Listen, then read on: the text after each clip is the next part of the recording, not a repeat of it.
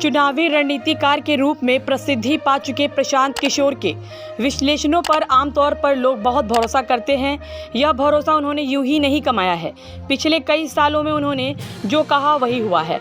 अब ममता बनर्जी के चुनावी रणनीतिकार रह चुके प्रशांत किशोर ने एक मीडिया संस्थान से बातचीत में कहा कि पश्चिम बंगाल में बीजेपी आश्चर्यजनक रूप से टीएमसी पर बड़ी बढ़त हासिल कर रही है। प्रशांत किशोर ने कहा, मैं अनुमान लगा रहा हूं कि भाजपा हर मायने में बंगाल में टीएमसी से ज़्यादा अच्छा प्रदर्शन कर रही है।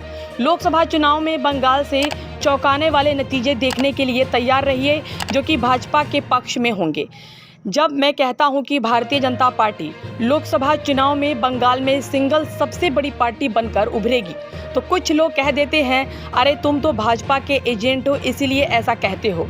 अगर मैं ऐसा नहीं कहूँगा तो प्रोफेशनली मैं ईमानदार नहीं कहलाऊंगा।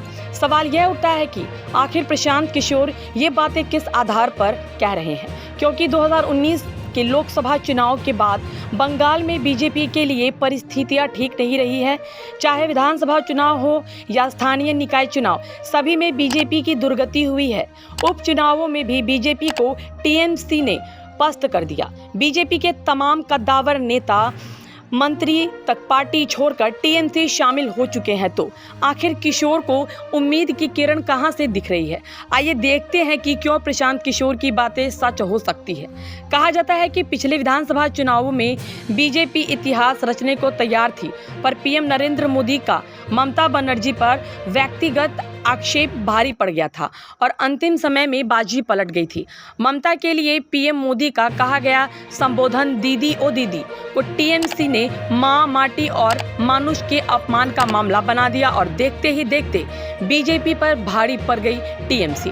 इस बार बीजेपी ने रणनीति बदल दी है। ममता बनर्जी पर व्यक्तिगत आक्षेप नहीं किया जा रहा है, हर बात के लिए टीएमसी को जिम्मेदार माना जा रहा है। प्रधानमंत्री नरेंद्र मोदी अपनी रैलियों में ममता बनर्जी को लेकर अतिरिक्त सावधानी बरतते दिख रहे हैं। बीजेपी के अन्य नेता भी ममता के खिलाफ अपमानजनक चुटकुले और संवेदनशील आरोप लगाने से बच रहे हैं।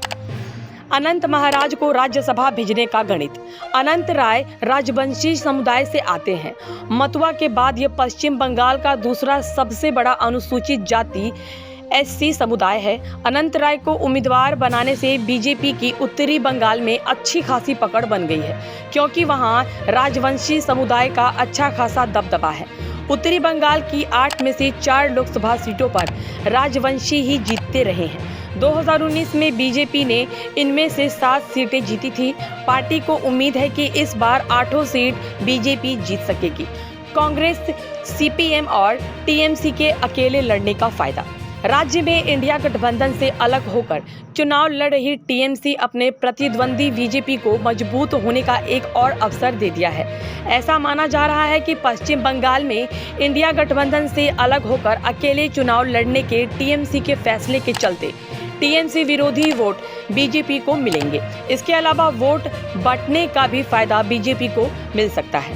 कांग्रेस नेता अधीर रंजन चौधरी के खिलाफ टीएमसी के यूसुफ पठान ताल ठोक रहे हैं। पठान सेलिब्रिटी क्रिकेटर भी हैं और मुसलमान भी है।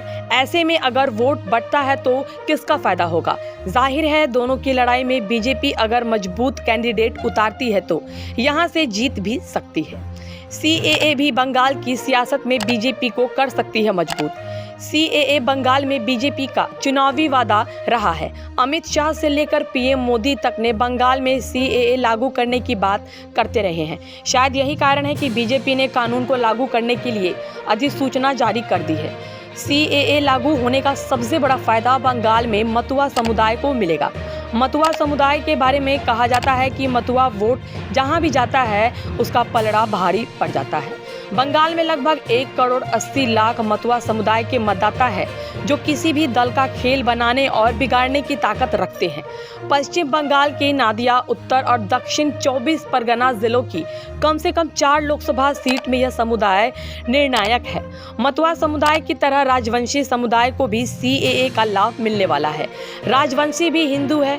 1971 के बाद से इन लोगों को अब तक नागरिकता नहीं मिली है।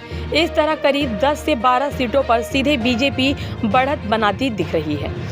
सिंगूर और नंदीग्राम की तर्ज पर ही संवेद खाली का भी संदेश हो सकता है असर। प्रधानमंत्री नरेंद्र मोदी पश्चिम बंगाल में लगातार यात्राएं कर रहे हैं और संदेश खाली को लेकर जिस तरह हमलावर है, उससे यही लगता है कि बंगाल में इस बार यह मुद्दा बड़ा बनने वाला है। स्थानीय बीजेपी नेता संदेश खाली को इसी तरह ले रहे हैं जिस तरह कभी टीएमसी ने सिंगूर और नंदीग्राम को आंदोलन बना दिया था। संदेश खाली पर आंदोलन तेज करने की अपनी रणनीति के तहत ही पार्टी ने द बिग रिवील द संदेश खाली शॉकर शीर्षक से एक डॉक्यूमेंट्री भी जारी की थी। यह सभी जानते हैं कि नंदीग्राम में जबरन जमीन अधिग्रहण विरोधी आंदोलन के सहारे ही ममता बनर्जी की तृणमूल कांग्रेस के लिए सत्ता में पहुंचने का रास्ता साफ हुआ है। नंदीग्राम से बीजेपी विधायक शुभेंदु अधिकारी कहते हैं कि संदेश खाली की परिस्थिति नंदीग्राम जैसी है। नंदीग्राम में लोगों ने जमीन के अधिग्रहण के खिलाफ लड़ाई की थी और यहां जमीन पर जबरन कब्जे के खिलाफ लड़ रहे हैं। संदेश खाली में खेती की जमीन पर जबरन कब्जा यौन उत्पीड़न के बाद दूसरा सबसे बड़ा मुद्दा है। हिंदू मतदाताओं को एकजुट करने की कवायद से बीजेपी को फायदा। पश्चिम बंगाल की राजनीति में मुस्लिम मतदाताओं का विशेष महत्व रहा है। शायद यही कारण है कि सीपीएम से लेकर टीएमसी तक तुष्टीकरण की राजनीति करती रही है।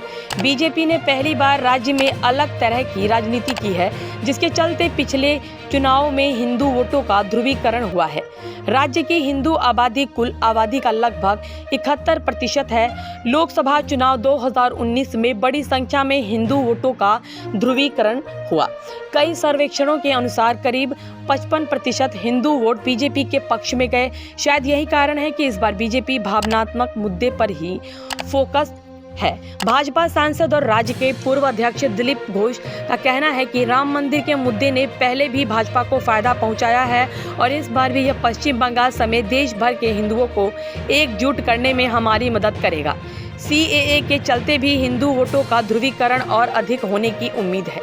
अनुसूचित जातियां बीजेपी के फेवर में हो सकती है लामबंद। हिंदुओं में अनुसूचित जाति के राजवंशी, मतुआ और बाउड़ी, जो राज्य की जनसंख्या के करीब 23% है, इस बार और बड़े पैमाने पर बीजेपी के पक्ष में वोट कर सकते हैं।